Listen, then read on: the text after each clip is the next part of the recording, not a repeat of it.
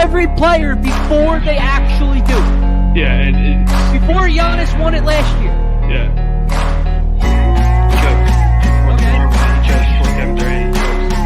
Same thing. It's the same for every player. Only player.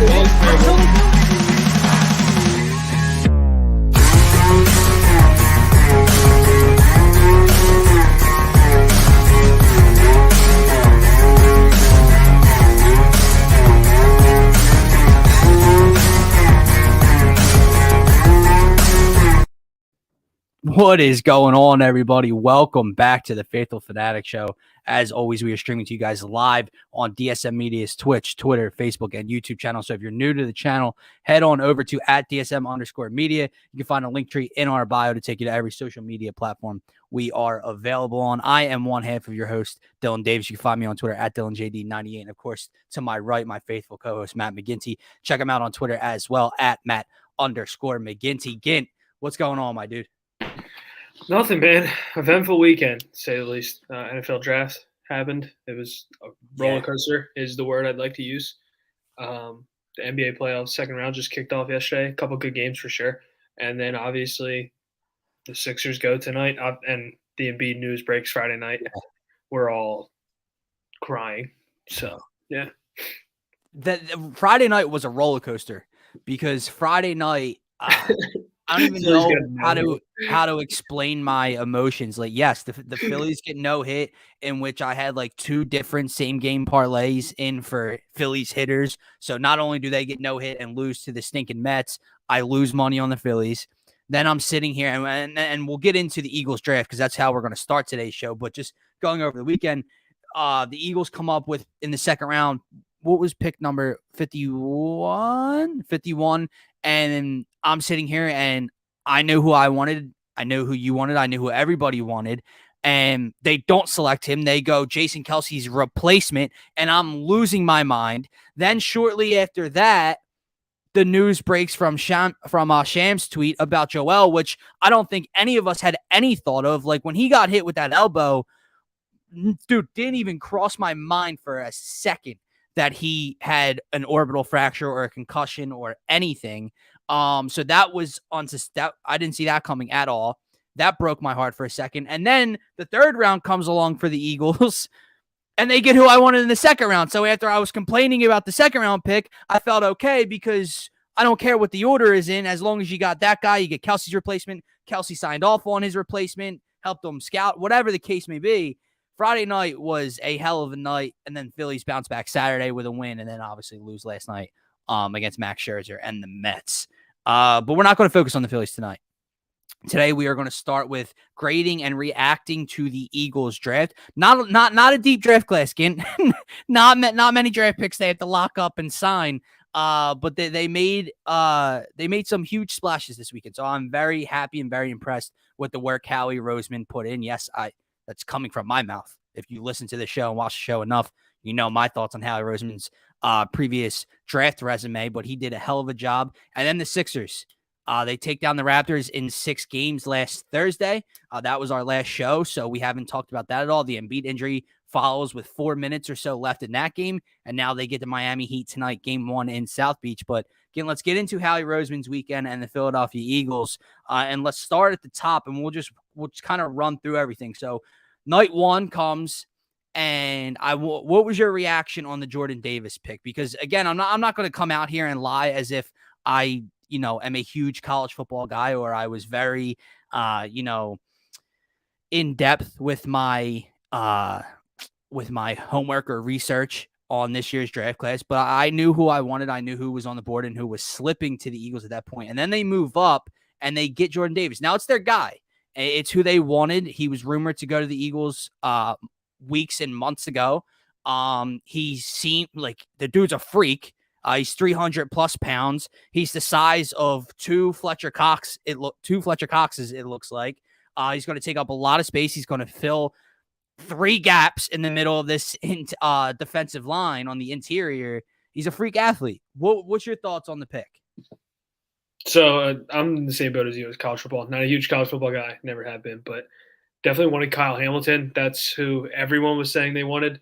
And when you do the quick highlight research, Kyle Hamilton definitely appears, but dude, like you said, this dude Jordan Davis is a freak. His athleticism is off the charts for the size that he is, but Right. listening to people post draft, what does that athleticism do for him? He's not a very good pass rusher at all. So if he can maybe turn that around, it's probably worth the pick that they made. But like you said, it was their guy the whole time. So there's nothing you can really, Right. if it's your guy, it's your guy. You're not going to shy away from taking your guy. You moved up to get your guy. So my question for you, and I didn't really see any reports, was the Jameson Williams thing. Jameson Williams, Yeah. was that a smokescreen the whole time? Because obviously I don't know, man. we're going to get into the next part of the first Yeah. round. So real quick, the start of yours, yes, Kyle Hamilton was the guy I was he's slipping, dude. And at this point, you know, from what I've heard, again, I didn't watch a lot of Notre Dame football this year. I don't know too much about Kyle Hamilton, but I do know that great football minds think that he is a defense changing future Pro Bowl safety. What is a huge need in the back end of this Eagles defense, Gint? Starting safety. And he slips and he slips and he slips. And now the Eagles move up and you're like, there's no way they actually make this right, right? And then I was live on the DSM draft show. Probably shouldn't have been. I was about 19 beers deep at the time, but I wasn't on Twitter because I was on my phone for the live stream. So I wasn't on Twitter scrolling, seeing Derek Gunn tweet, seeing whoever tweet that this is where the direction they're going. So I'm still in Kyle Hamilton mode. And someone on the stream says it's Jordan Davis. And I lose it because, again, I hope this is a prove me wrong type of thing. I see the upside. I see the guy. I see the monster in the middle of this defensive line, right? My problem is, from what I know about him, he isn't going to play all 3 downs. So you traded up. Not to mention, I'm not a huge draft. I'm not a huge pick guy. Like, you know how in the NBA, calculators will complain about second round picks being traded for the Sixers and everything like that. I don't care about that stuff. You traded 4 picks to move up 2 spots for this guy who I didn't even care for at the time. So yes, I was not happy in the moment with the move. We'll see how it plays out. My only pushback on they got their guy thing is you better hope he's actually a guy, because just because it's your guy doesn't mean it's a smart pick. Okay. Especially with the track record that this group has had, but nonetheless, I'm fine with it. Let's see how it plays out. The kid could be an absolute freak, and a guy that's coming later to him in the 3rd round. They're boys, former teammates last year on the best defense in maybe college football history. So we'll see how it plays out. But the Jameson Williams thing, dude, I don't know, because there's the reports of they were moving up to get him, but Detroit leaped and snagged him. But it all unfolded way too quick. I don't see them trading for AJ Brown and also drafting Jameson Williams. Well, right. But then so the argument is AJ Brown became like plan B. There's no way. There's no way that AJ Brown's plan B. AJ Brown's no plan B. No, and B, there's no way the extension and contract details came out 35 seconds after the trade. Yeah, it wasn't like, oh my God, do you want 18 for AJ Brown? Yeah, sure, let's get it done. I don't buy into they moved up and Detroit leapfrogged them and stole Jameson Williams from them. I don't see it. You know, in theory, you could sit here and say, my God, like, imagine if they were trying to build AJ Brown, Devontae Smith, and Jameson Williams. I get it. But when you look at all the whole, and that's another problem I have, not problem, but I'm skeptical of the first round of the Jordan Davis selection, Gint, because you took a dude who I know Fletcher Cox is on his way out of here. I know Brandon Graham's on his way out of here soon. I know Javon Hargrave, the first 5 weeks from him last year aren't going to be what you get steadily out of Javon Hargrave. I know the defensive line needs work, and I know the Eagles build in the trenches. I'm glad they do. But that's not where number 1, 2, and 3 lied. I agree with that. And I was listening to you on the show, on your guys' show. Oh God. And you were animated for sure. But it's right. It's like, because at the time everyone was like, oh, they clearly traded up to get Jameson Williams, and this is why they took this guy. It's, plan B can't just be, whatever, we'll take him because our guy went. Kyle Hamilton made a lot of sense. And again, I'm not this college football guru, but everyone opinions I trust, especially our boy Mark Henry. Obviously, shout out Mark. Oh man, he was not happy with Jordan Davis pick. Was not happy with the passing of Kyle Hamilton. So that's 100% kind of where I'm at with the situation. But that was just a part of the roller coaster. It was the downward slope of the roller coaster, and then obviously, like we talked about, the AJ Brown thing happens, and you're back on the uprise in the first round. But I just think the Jameson Williams thing had to be like a smoke. I don't even know. I don't know why it would be a smokescreen, but the amount of first round capital that would have been invested in the last 4 years of first round draft picks would be insanity. Listen, I'm glad you brought that up because I honestly forgot I was on a tangent about that. That's 100% my point. Let's just say that theoretically that was the plan. They traded up to get Jameson Williams and Detroit screwed them, right? That doesn't make the alternate okay. Like, that doesn't mean you just say no to Kyle Hamilton and let's grab Jordan. Again, I think they moved up because that was their guy. And we'll see if their guy turns out to be a guy. So all in all, again, I hate the cliche of draft grades, but let's just do it. What would you grade this draft pick? Trade involved, everything. Forget what happened 5 minutes after that to make the night feel 1,000 times better. That selection alone, what would you grade it? I'll say a C minus. Maybe a C plus. Yeah. I'm kind of in that C plus B minus range. Because again, if you're drafting a guy at 13, it's not going to be a 3-down guy. It's going to be a rotational piece.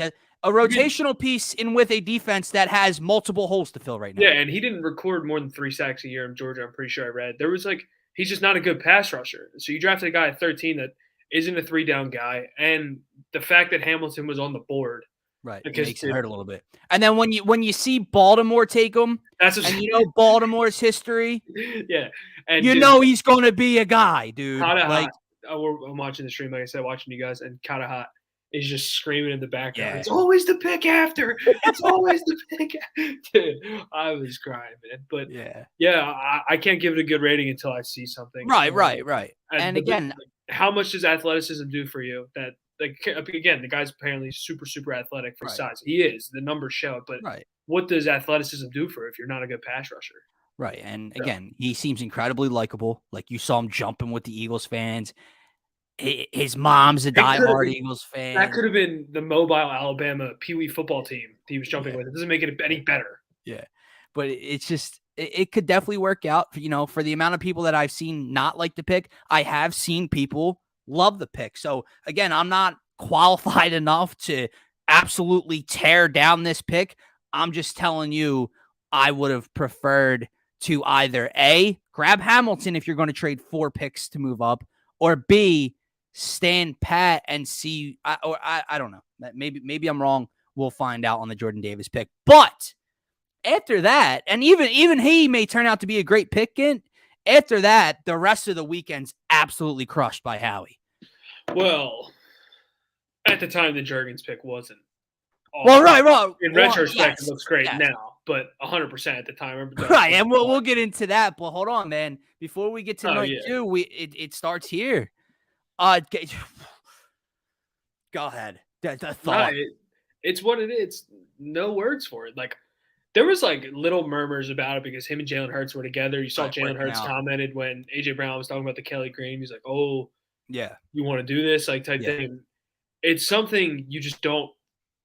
It doesn't happen a ton here. I mean, obviously it happened with James Harden. It happened with Jimmy Butler at one point, but you don't see guys like AJ Brown get traded here, especially on draft night for what didn't feel like a lot at all. Like, it was a fleecing, like a lot of people are saying. And then he signs the extension right after. So you're talking about a guy that's 24 years old. Like, he's not old. The amount that they traded for him to get the extension. He's the same age as some dudes being drafted this past weekend, and he's been in the league for 3 or 4 years. That's what I'm saying. AJ Brown is a supreme talent. And remember how you and I talked about how they weren't very likable? Yeah, they're likable now. AJ Brown's likable. AJ Brown's on the other side. And he makes the QB a little bit more likable for myself as well. No, yeah. You and I are on the same boat, Jalen Hurts saying Jalen Hurts gets the year now that AJ Brown's here. There's no. You won that year, dude. There's no nothing. You earned that one. Oh, nothing. He gets the year. Congratulations, man. So, dude, there's awesome. There's a lot of meat on this one that we have to get into with the Brown trade. So, what they gave up, it's a fleecing. You essentially, I mean, you traded the 18th draft pick for AJ Brown. AJ Brown was better than any player, any wide receiver, any whatever you were going to select at pick number 18. And literally 5 minutes before you trade for AJ Brown, Marquise Brown goes for more. Okay. Hollywood Brown, AJ Brown, not in the same realm, right?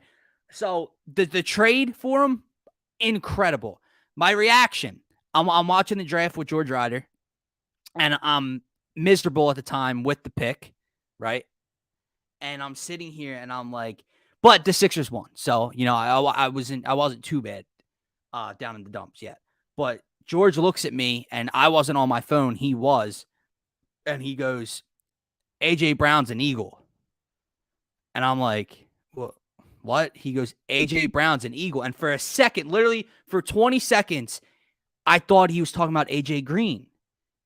So I'm like, great, dude. Like 38-year-old AJ Green's a Philadelphia Eagle. And then he's just staring at me, and I'm like, I'm not getting it yet. And I'm like, wrong AJ. Like, now it clicks who we got, and I'm like, there's no way. And he starts screaming, and he's showing me his phone. I'm like, oh my God. So again, credit to Howie Roseman and for his team for getting that deal done.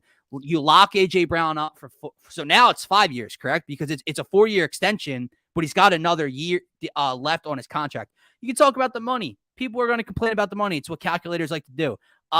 It's what wide receivers are being paid right now, and you're giving him essentially like 20 a year, dude. And his contract ends at 29. Like, it's not like he's ending at 33 and he's gonna and you're gonna have him for 3 years. Yeah, exactly. Yeah. So the money, the trade, the years, everything works out. Now, if you get into what it brings to this football team, wow. You're talking about a bona fide, and I'm not overhyping this because he's a Philadelphia Eagle now. I on Turf Talk, I believe me and Scotty did our top 10 position rankings before last year, and he was right in that group, right? He's a top 10 wide receiver. He's 24 years old. He's a top 10, minimum 10 wide receiver. He's big, athletic, fast as hell, catch radius, humongous, leads the league in yak almost every year. He's tough as hell to bring to the ground in open space, right? So he brings a lot. But what's that do? And what does his style and Tennessee style bring here? What was Tennessee? A run-first team. This dude has thrived in an offense that doesn't feature a premier quarterback. Not a top.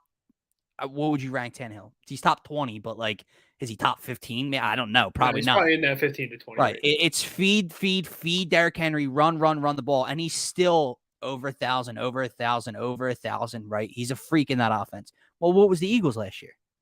Their number one rushing offense in football. Okay. Yeah. So I don't think his game it's not going to change. It translates well within the style of offense they played last year compared to what Tennessee's is, right? What's he do for Jalen Hurts? Like I said, he's young. They're they're actually boys, not just working out together. Like, they're good friends. So they already have chemistry. And when you bring in a big-bodied wide receiver who has that catch radius, who's going to work the middle of the field more than anything, it allows for Jalen Hurts, with his deficiencies as a passer that you and I talk about often, to get away with some of that. He doesn't have to be pinpoint accurate because A.J. Brown is going to go get the football. You don't have to give it to A.J. Brown. He's going to go get the football for you 95% of the time, right? He brings so much to this team. Now Devontae Smith's not option number 1.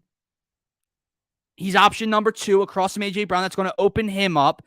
Devontae Smith gets to learn from A.J. Brown. They get to, complement each other well.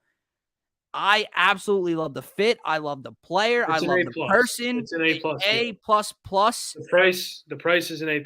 And like you said, it just makes everyone's job easier. It makes Dallas Goedert's job easier. It makes everyone's job easier. Now you're not looking at 2-3 being Quez Watkins and Jalen. It's now AJ Brown, Devonta Smith. It's one of the best wide receiver pairings probably in the entire NFL. Now let me talk about the question marks with the quarterback for 1 second, because it does it amplifies some things, right? I'm going to give a little bit of credit first. We talk a lot about, who's attracted to being here with a quarterback that has these deficiencies to get them the ball. Well, this dude's been working out with QB1 for weeks now. They're boys. He ain't coming here unless he thinks that he can get the ball from this dude, correct? Okay, so he sees something. Who knows, right? B, it's year number 2. A lot more skill and talent around him now. Number 1, rushing offensive football, great offensive line and depth there. A.J. Brown, Dallas Goedert, blah, blah, blah. You got to expect, if nothing, they won 9 games with Jalen Hurts, what he was with the help around him last year. You got to think he's either going to be the same or progresses just a millifracture, right? And they have more talent around them. However, this is it. This is because now not only did they wager next year's draft, they put another pick in the next year's draft. We already knew that, right? But now they said, here it is. Everything's around you now. Like there's no more excuses. There's nothing. Let's see what he has, dude. I'm not going to count him out.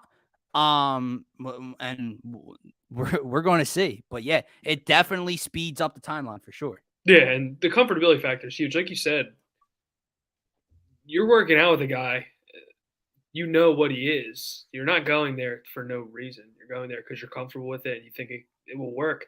So we're back on that likable stand. It's the word I really like to use. And like I mentioned, top what did wide receiver do on the entire NFL between the two of them? Now? Oh, yeah. I'd have to run through a list. I don't want to say something stupid, but they got to be top 10. Like if you have a top 10 wide receiver, and he's like in A.J. Brown, and he's next to a young stud, if he's top 10, the combination has to be around top 10, right? Yeah, I'd probably put it a little bit higher. Yeah, no, I'd have to go down and look, but yeah, for sure. Yeah, it's going to be super exciting, man. Like you said, though, it's a 1-year deal. It's put up or shut up time for QB1. Yeah. All right, let's get into night number 2. And that we can kind of lump these two together because, like I said, when I laid out Friday night, pick number 51, I wanted who went at 83. So it doesn't really matter the order in which you grabbed them because you ended up getting them anyway. But they go out and they get Jason Kelce's replacement in Cam Jurgens. Listen, when they announced, I don't know who that is. like I'm not going to lie to you. I don't know who he is. But Jason Kelce, from what you've seen in the when he was on the live shows and the interviews and all, he basically helped bring him here. Like he scouted and picked his replacement essentially. So whatever with that pick, but then again, let me ask you this. Right, they missed on Kyle Hamilton, right? And we already said he could be a defense changing type of safety, right? How often I've been alive 24 years. You've been alive 24 years. How many years have we walked away from an NFL draft saying the Philadelphia Eagles got the steal of the draft? I don't think we ever have. 0. I just punched the bottom of the table. Bring them 0 times we've said that. On right now, theoretically, on paper, got to see how it plays out. There are clearly medical red flags and worries that people had. There's no way this dude went from a top 20 pick to the 83rd overall with no concerns at all. However, even if he does need surgery, which doesn't sound like he does, according to Howie and himself, this kid, we're not just saying it, nationally, people are saying it, and that never happens here. NFL players, national media, everyone's saying it's a steal of the draft.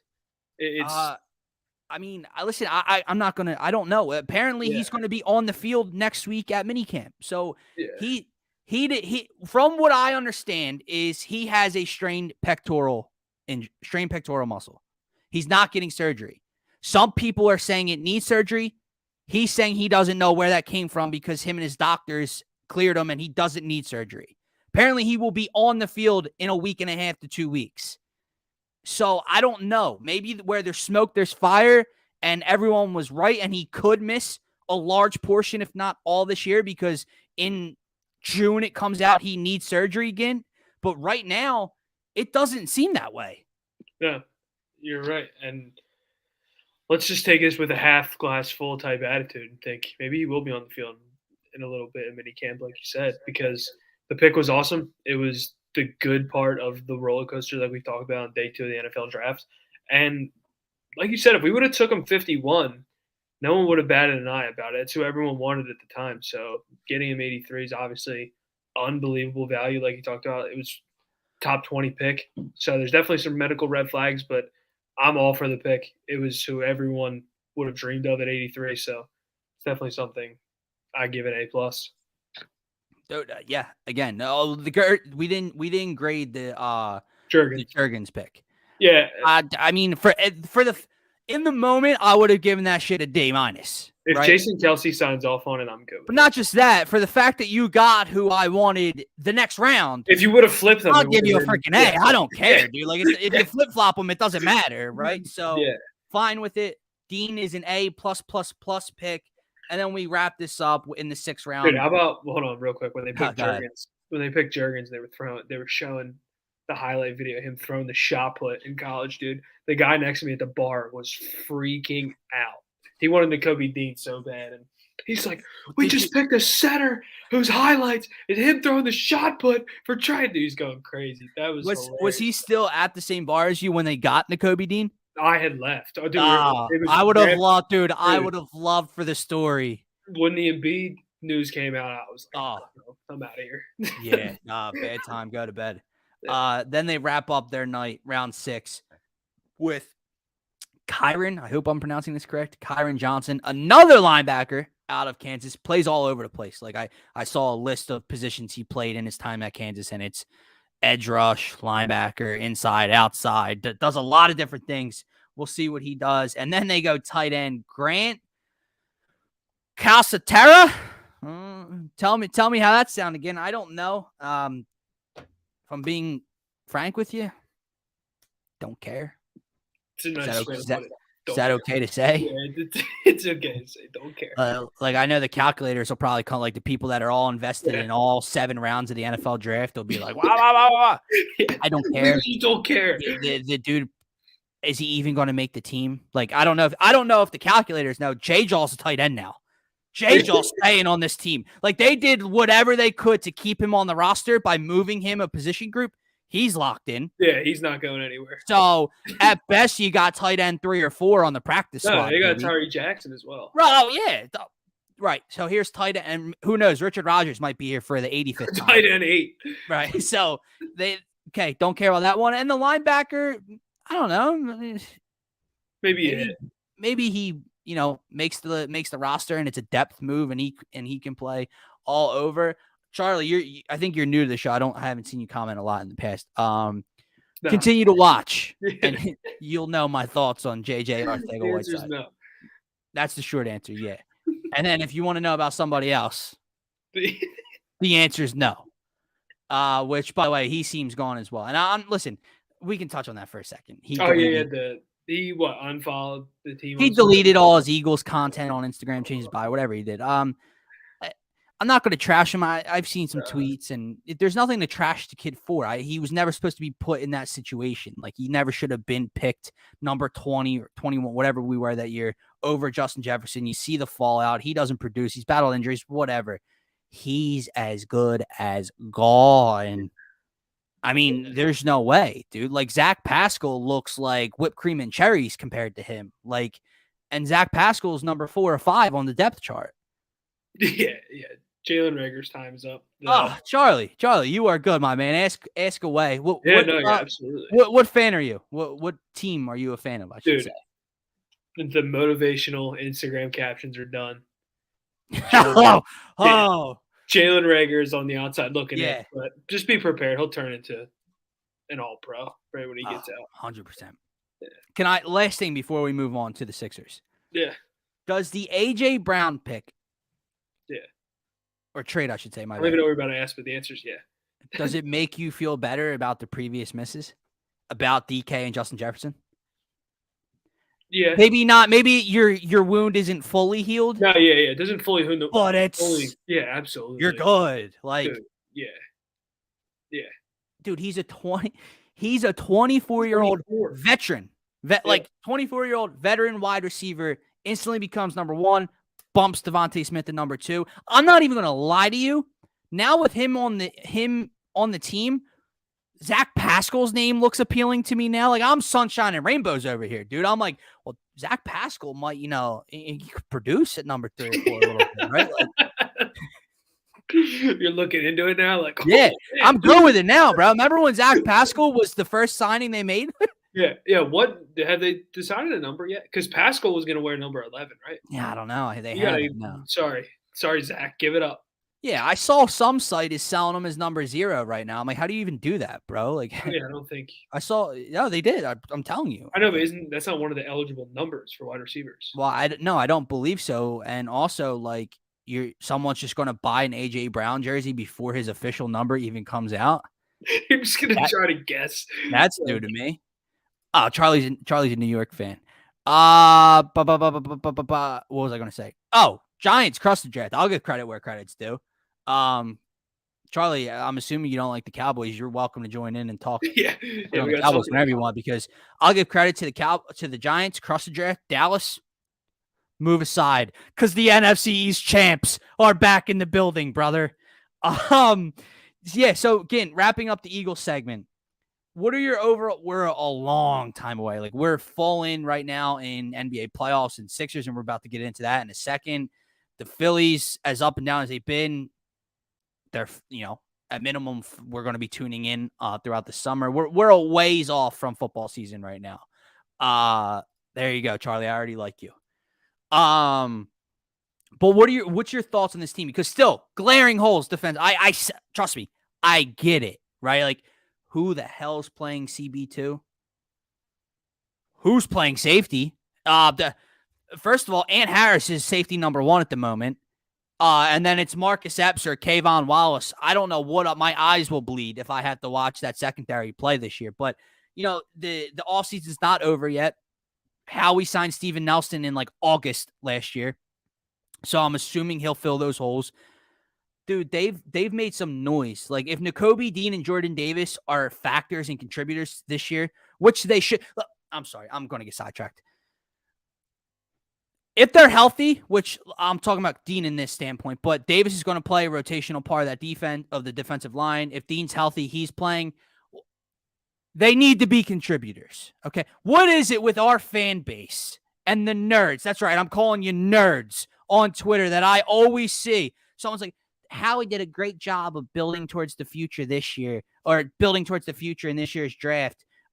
Because Dean and Davis, yeah, you're right. Obviously, they're going to be here for the future, but that doesn't mean they can't. Their pick's number 13, and this kid was supposed to be a top 20 pick, bud. So that doesn't mean they get the year off. They're good now. Like, it's only here in Philly. Again, that's my problem.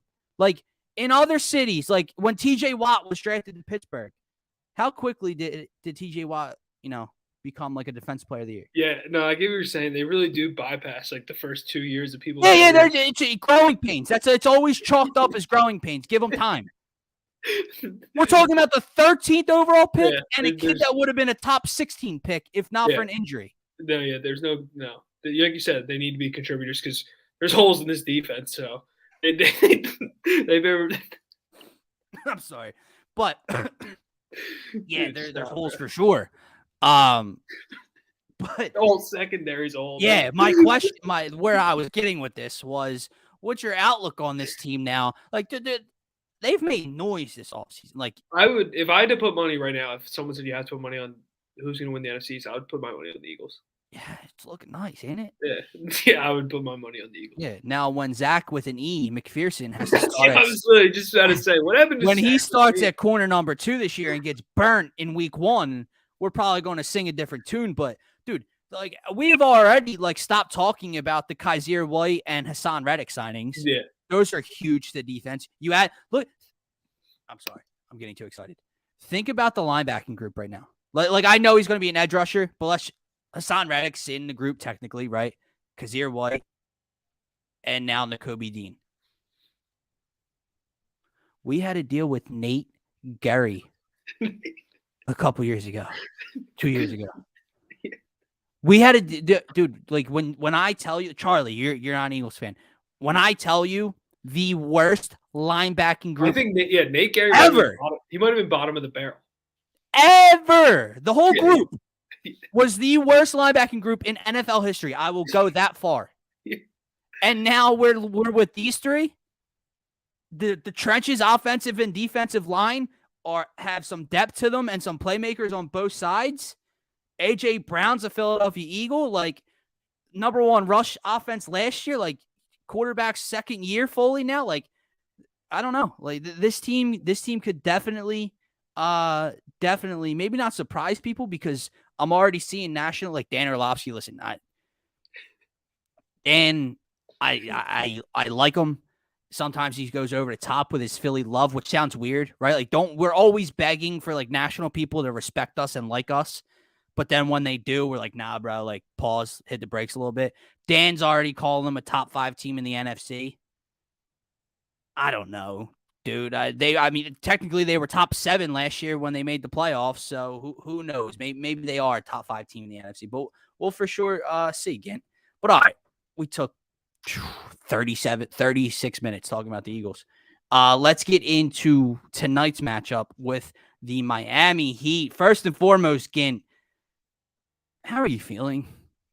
Are you depressed? Are you happy to prove people wrong? I was really down. Like I said, Friday night was like, dude, are you serious? Like, we cannot. This guy cannot catch a break. It's always something for Joel, but now I've kind of turned the table and I've talked myself into the fact that I think they can steal this game tonight. I really do. I'm sure by 7:00 tip. I'm sure by 7:11 we'll be down 18. Well, 7:30 tip, isn't it? Okay. So 7:38 we'll be down by 11 points, and I'll be like, yeah, I can't believe I did this to myself. But there's a lot of question marks. I know we're going to get into them. Everything is a question mark, realistically. When you take the MVP off a team, things get a little sketchy. So I'm definitely excited to dive into it for sure. Things do, man. And first and foremost, I'd like to say, last year, Trae Young and the Atlanta Hawks became like a top-hated team for me. Quickly fell off. The entire state, or I keep saying state, the entire country of Canada can F off, okay? Specifically the city of Toronto.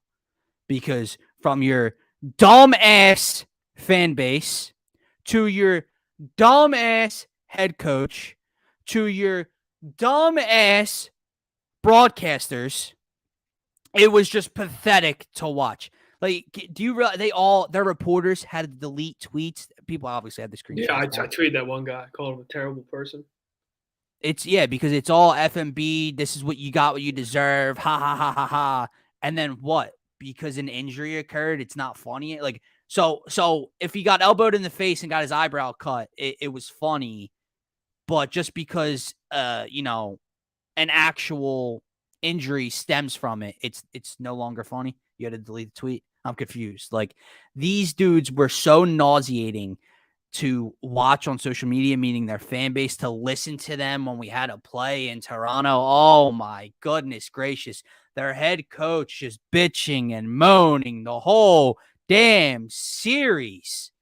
Thank God that series is over. But of course, we didn't get through it unscathed, because like you said, we're now missing the MVP of the league for the first 2 games at minimum, hopefully.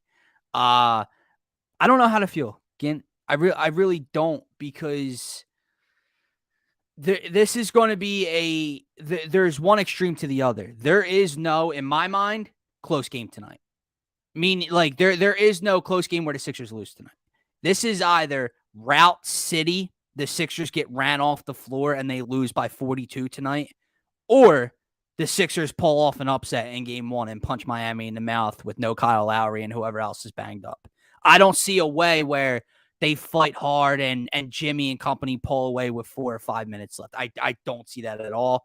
And that's scary to me, because you're going to know the story within the first 6 minutes of the game. That's how I feel. I feel like they're either going to get punched in the mouth and they're going to be down by 11 at 7:40, or they're going to be up by 6 at 7:40. I don't know. Yeah, I guess we'll just start with where does Philly go with the center position? To start. And Go ahead. I think you and I think the same thing. I think Paul Reed has to play to start. I think he has to pretty much handle a lot of the BAM time, which Paul Reed fouls a lot. Mm-hmm. Paul Reed can't ever stay out of foul trouble. Yeah, the youth. If there was ever one time where Paul Reed needs to stay out of foul trouble, it's these two games in this series when Bam Adebayo's on the floor. He's not to the caliber of Bam Adebayo, obviously. Bam Adebayo's top 4 center in the entire NBA, but in terms of athletically and stature-wise, he is the ideal fit out of everyone else. DeAndre Jordan's too old, too slow. Paul Millsap's too old, too slow. Niang doesn't have the athleticism, and Tobias is too small. So I think Paul Reed has to play so much BAM time, and step one is for him not to be in foul trouble, like I just said.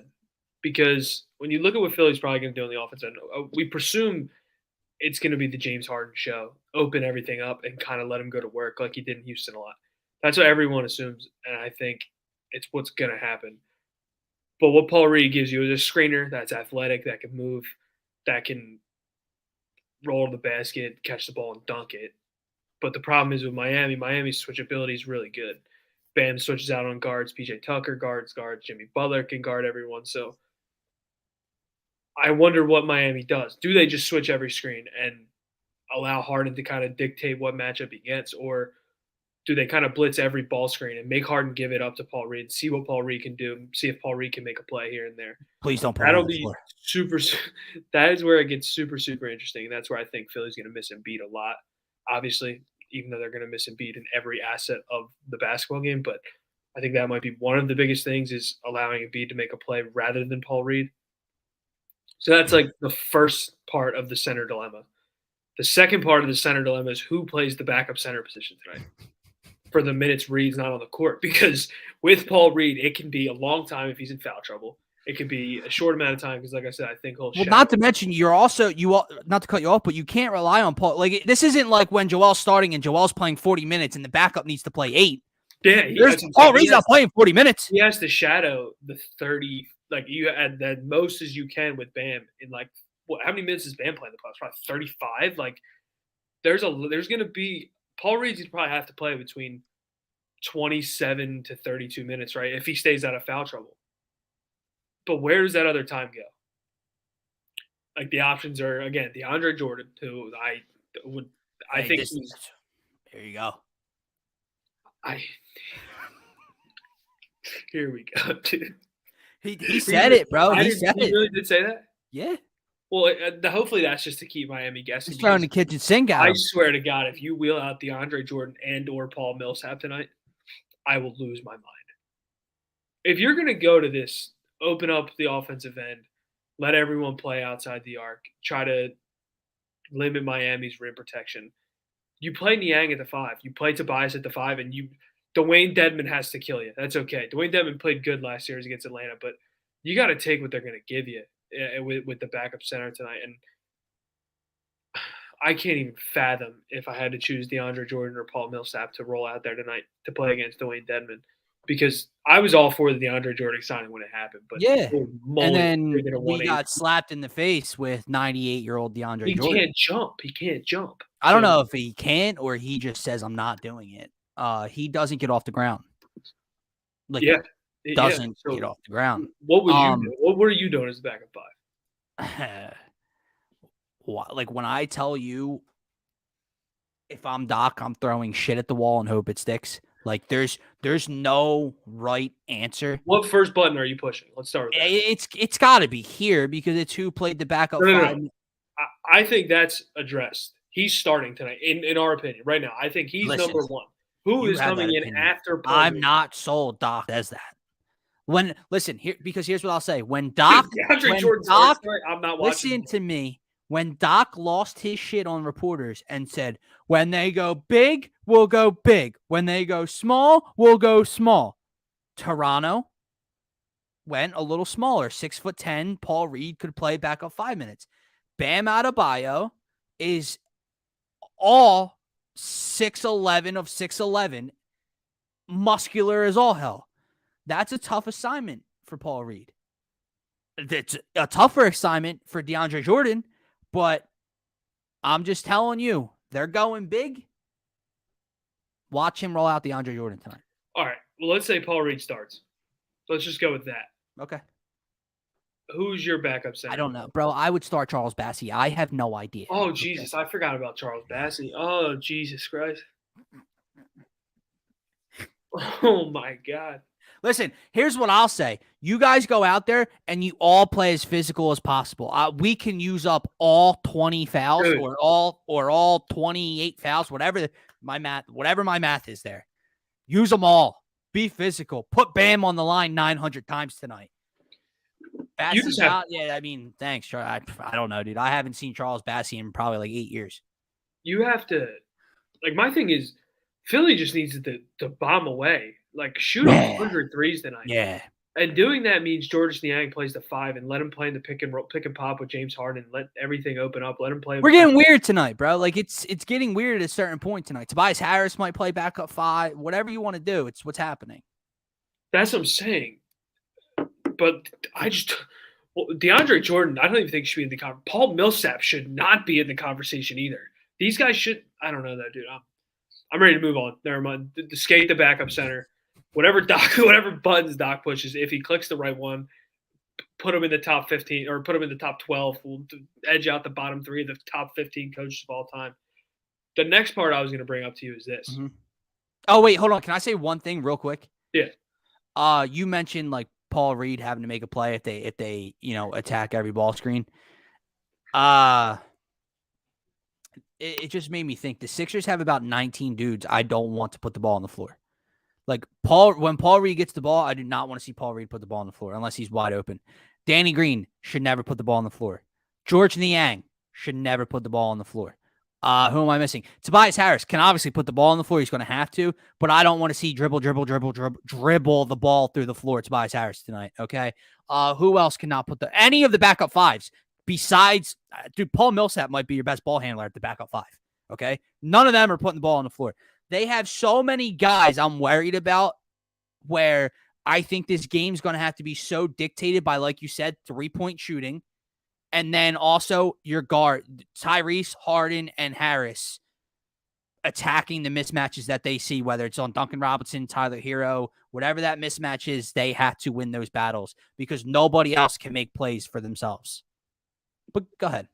That's where I was going to go with this, actually. Okay. The Tyler Hero thing.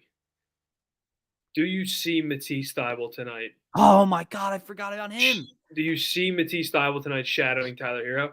Or is he this big of a detriment on the offensive end in a game where you need to find ways to score that you literally can't play him because they're just going to hide Tyler Hero on him? And I think that's for sure possible because if the Sixers are going to win this game, I think what you said earlier is the key. It's bombs away, dude.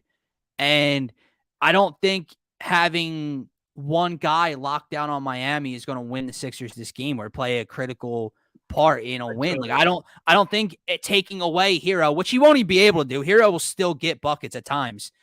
Him limiting Hero is not going to be why the Sixers win this game because they have options B, C, D, E, F. Yeah, especially with a team like Miami that just defend personnel-wise. There's so many guys that can defend.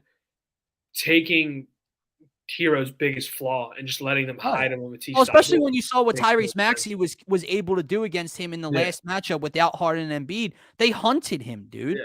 And it was like a laughing stock in Philly at the time. And it's like, you're right. You're going to give them a pass in those minutes where Matisse Thybulle's on the floor. Yeah, I totally agree. I was definitely interested to see what you were going to say there. I mean, Matisse is going to play, obviously, but you have I know. There's a chance he doesn't play tonight. Dude, I don't know. Do you think you see him or Ferg first tonight? It's like the first domino fell with the Embiid injury, and now we're seeing guys we haven't seen in. We're already back. We're already back at Cork Mouse. Isaiah Joe's coming out.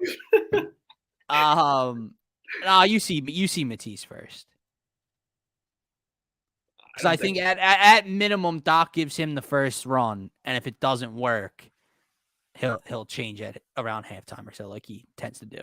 Like, you know how Matisse will play in the first half, Yeah, and because then don't see him in the Matisse second played half? 4 minutes in the second half. Yeah, like that, something like that. Or not game 6, I, dude, this is a joke, obviously, but you need. I don't mean by Ferk, but you need someone. No, I'm in.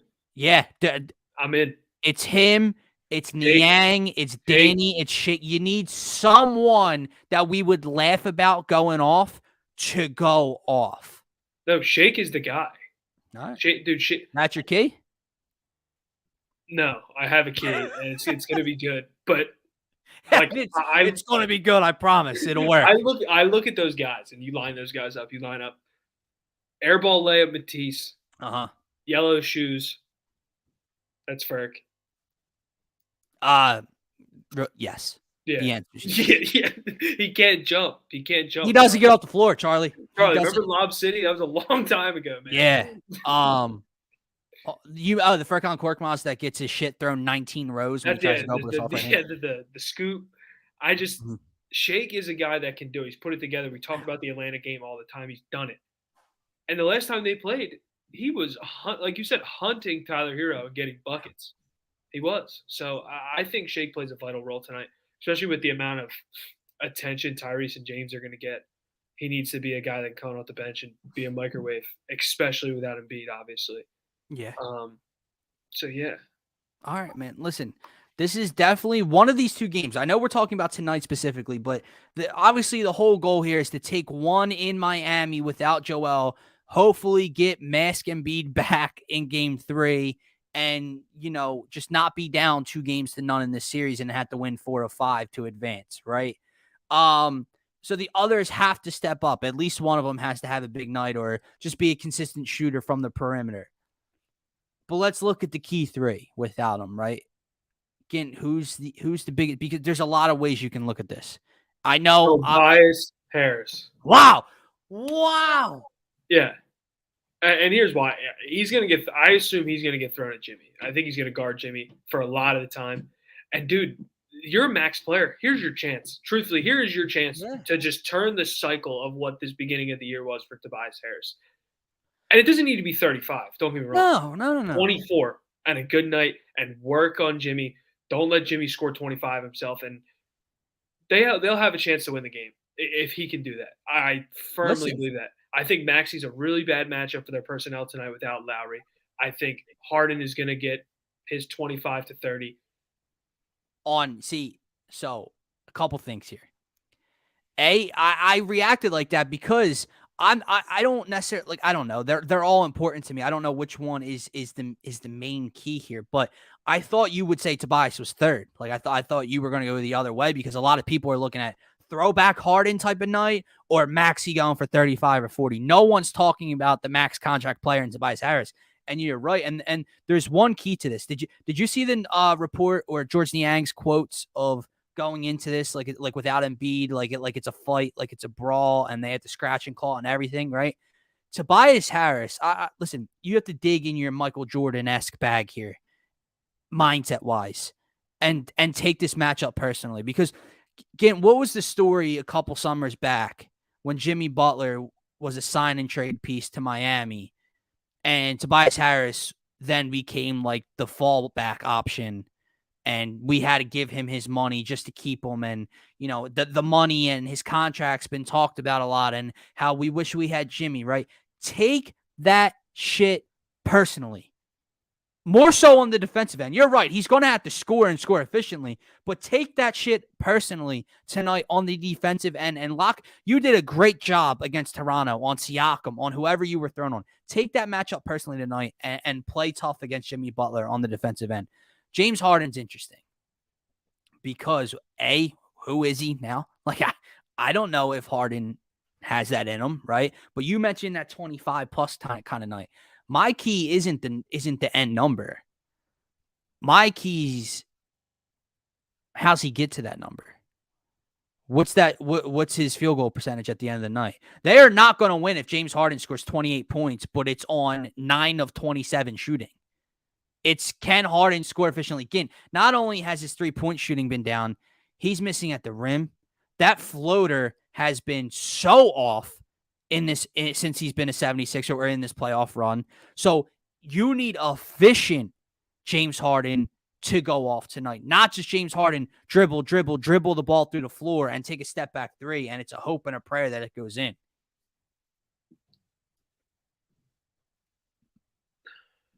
All right, 2 parts. Harden needs to be super aggressive, like you said, get downhill. But I'm down for dribble James Harden tonight. Right. But what I mean by that is it has to be efficient at the end of it. Yeah, no, I agree with that. And the numbers do need to be efficient. We won't win if he's not efficient. We won't win if all 3 of them aren't efficient. Right. You've talked about all 4 of them have to play well for us to win playoff series. Well, the most important of that 4 is gone. So the other 3 need to be massive. You have to fill a massive hole. And if you look around the roster, there's not really anyone else that can really – like, that term, like, we don't need one person to replace Embiid. We need multiple people. Right. The only people that can do that are the 3 that we're talking about, unless, like I said, Shake becomes Lou Williams, which is such hopeful thinking, or Paul Reed learns how to play basketball tonight. So, lost train of thought. It's got to be all 3 of them. They all have to be efficient. We know that. There's no other way around that. Danny Green can't shoot 4 air balls. Even though he was super efficient in the game, he was just shooting air balls. It'll be really interesting what buttons Doc pushes. Does he really roll out 4 different big men? That would be a sight to see. If Millsap, Reed, DeAndre Jordan, Niang, Tobias, they all get time at the 5. It'll be interesting.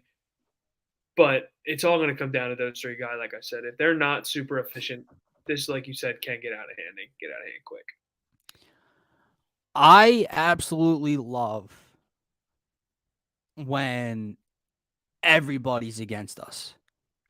Like I love it. Like, obviously I'm not playing. I'm not a Philadelphia 76er, but I feel as though Dylan Davis thrives off of when the Sixers are down like this, right?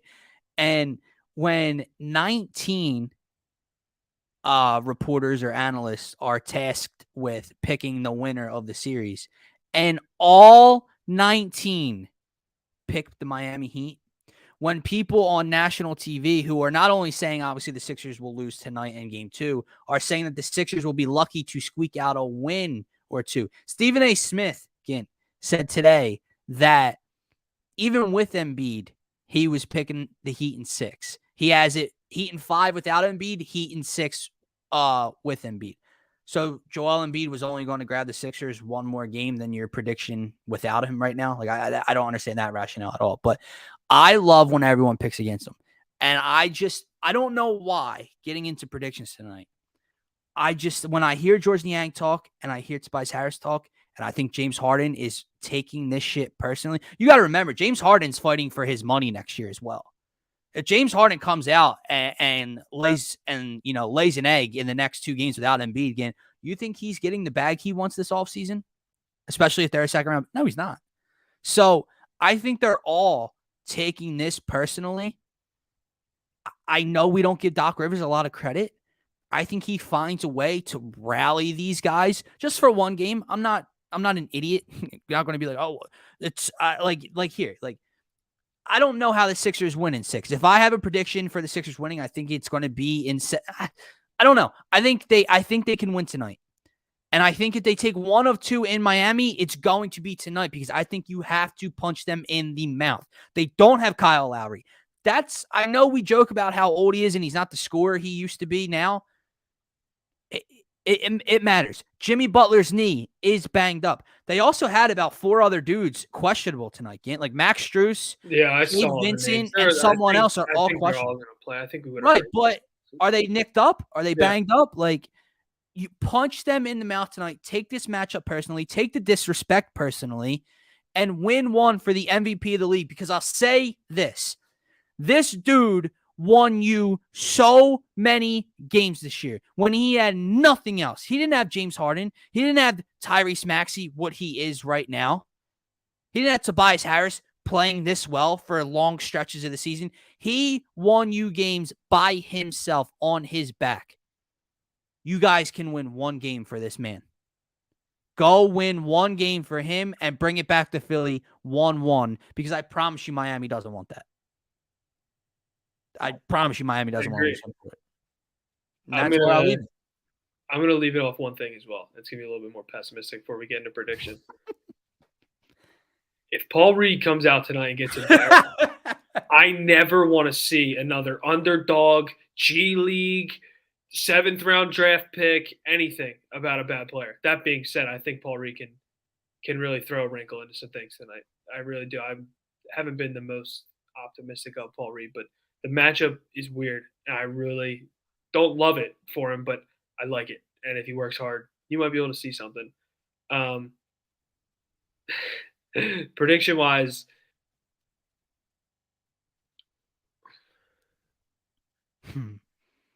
here's the thing. All I'm seeing in my head is them winning tonight. That's the only thing I'm seeing in my head. I really am. It's the only thing. I'm seeing 35 and 13 for Harden. I'm seeing 24 for Maxey. I'm seeing 25 for Tobias. So I'm gonna pick them to win. I am. I think the Sixers are gonna win. I think it's gonna be like a 6-point win. It's gonna be a close one, and I think James Harden just really gets it done. I really do. When it comes to James Harden, because that's the key for me. Listen, Tobias Harris is most definitely a key. Tyrese Maxey is most definitely a key. Danny Green or George Niang hitting threes. The backup 5 not being an utter disaster are all keys. James Harden not flashing back to 2017, 2018 and scoring 47 and hitting 9 threes. Not that.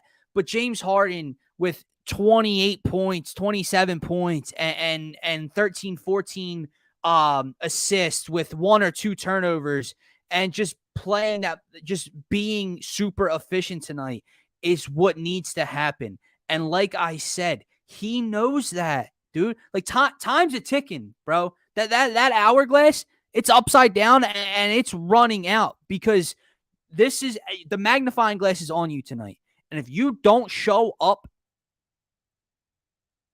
you're not getting your bread next year. Like you're getting bread, but he's not getting the max extension. At least it doesn't appear. It doesn't seem like he deserves that at the moment, right? So with the magnifying glass on you, with no Joel Embiid tonight, all the attention's on you, bro. And for whatever reason, again, I haven't seen. He played great in Game 6. Don't get me wrong. But when's the last time James Harden dropped 30 plus? That's what I'm saying. So there's no evidence to me that says it's coming, but I just think it's coming. Maybe it's false hope. Maybe this is Philadelphia Eagles versus Tampa Bay Buccaneers. And we get punched in the mouth and we don't deserve to be on the same floor as Miami tonight. I don't think that's the case. I think James Harden's a top 75 player in the NBA all time for a reason. I think he's only 32 years old, and he did not just fall off a major cliff offensively in the snap of a finger like that. I think Tyrese Maxey hunts Tyler Hero and Duncan Robinson tonight. I think Tobias Harris shows up tonight. I think the Sixers come away with a win again. I think it's low score. I don't think it's. Let me ask you this before we wrap up.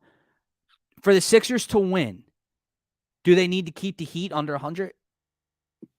No, because if they win, they're going to shoot the lights out. Okay. So I just wanted to figure that out because I was thinking maybe like a 96-90 type of win. But I'll go Philly 104, Miami 99. I like it. I like it. And I'm nervous, bro.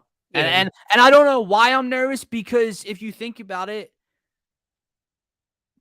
there's no JoJo. Like, what are we really expecting? We have all the want and the hope that they pull off an upset tonight, but there is no, there's not a person thinking this happens tonight. So you're technically playing with a little bit of house money. See if they can cash it in. If they cash it in, I say James Harden takes Tyrese Maxey and George Niang back to the club tonight in Miami just for a few hours and then get them to bed and get them well rested about 5, 6 in the morning. But again, anything else before we wrap this up, dude? We went over an hour tonight. Wasn't expecting that. No, man. Go Sixers. Go Sixers. Go Birds. Go Fightins. They got the night off tonight. Everybody enjoy the night. Enjoy the game. Have a good one.